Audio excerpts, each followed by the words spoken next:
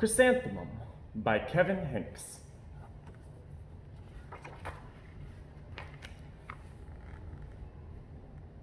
The day she was born was the happiest day in her parents' lives. "She's perfect," said her mother. "Absolutely," said her father. And she was. She was absolutely perfect. "Her name must be everything she is," said her mother. "Her name must be absolutely perfect," said her father. And it was. Chrysanthemum. Her parents named her Chrysanthemum.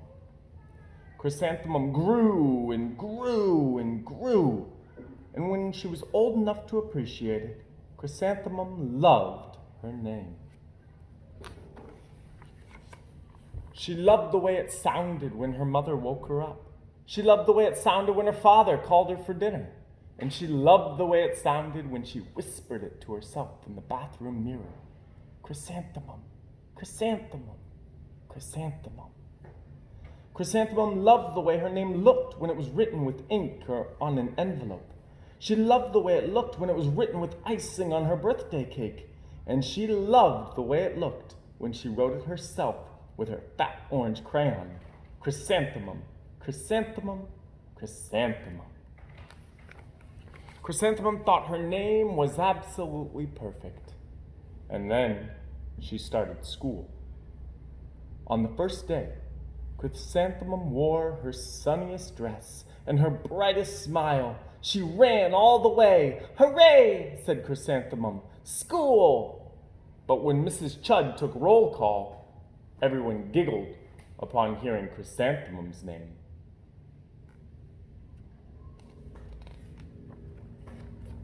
"It's so long," said Joe. "It scarcely fits on your name tag," said Rita, pointing. "I'm named after my grandmother," said Victoria. "You're named after a flower." Chrysanthemum wilted. She did not think her name was absolutely perfect. She thought it was absolutely dreadful. The rest of the day was not much better. During nap time, Victoria raised her hand and informed Mrs. Chud that Chrysanthemum's name was spelled with 13 letters. "That's exactly half as many letters as there are in the entire alphabet," Victoria explained. "Thank you for sharing that with us, Victoria," said Mrs. Chud.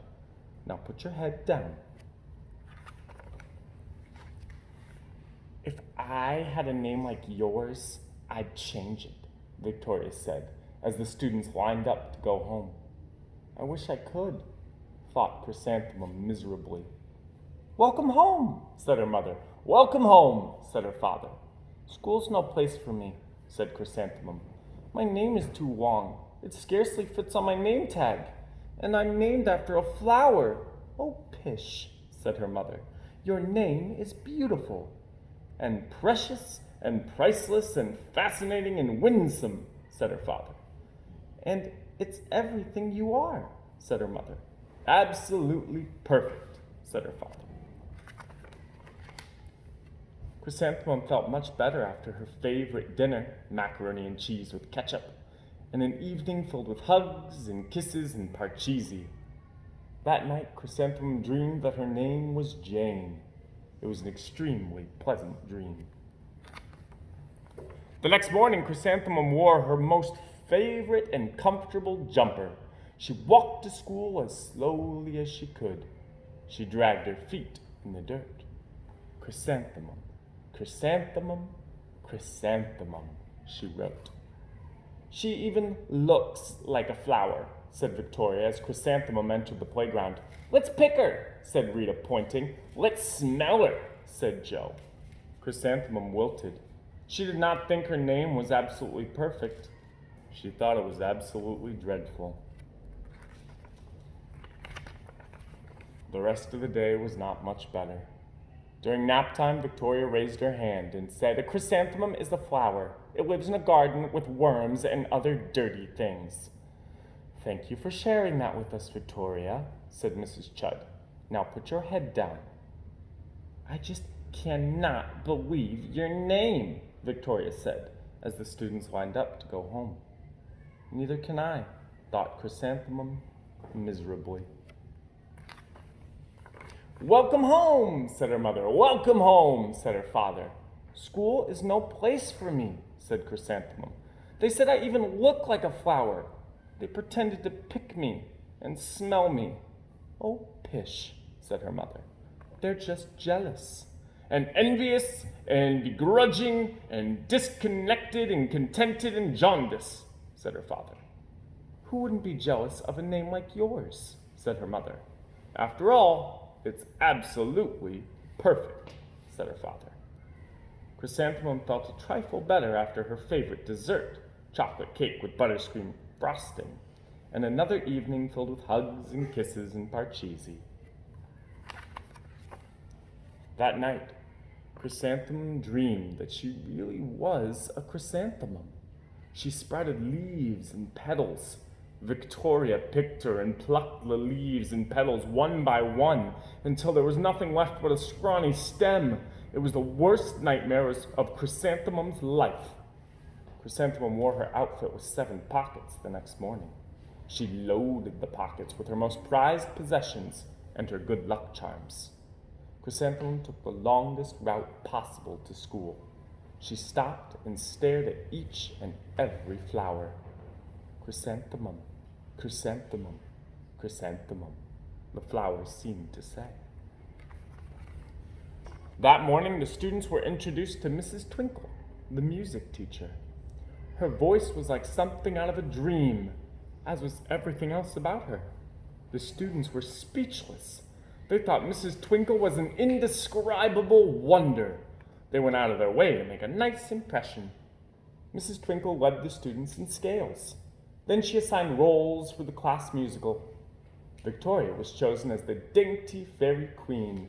Rita was chosen as the spiffy butterfly princess. Jo was chosen as the all-important pixie messenger. And Chrysanthemum was chosen as a daisy. Chrysanthemum's a daisy, chrysanthemum's a daisy, Jo, Rita, and Victoria chanted, thinking it was wildly funny. Chrysanthemum wilted. She did not think her name was absolutely perfect. She thought it was absolutely dreadful. What's so humorous? Asked Mrs. Twinkle. Chrysanthemum, was the answer. Her name is so long, said Jo. It scarcely fits on her name tag, said Rita, pointing. I'm named after my grandmother, said Victoria. She's named after a flower. My name is long, said Mrs. Twinkle. It is, said Jo.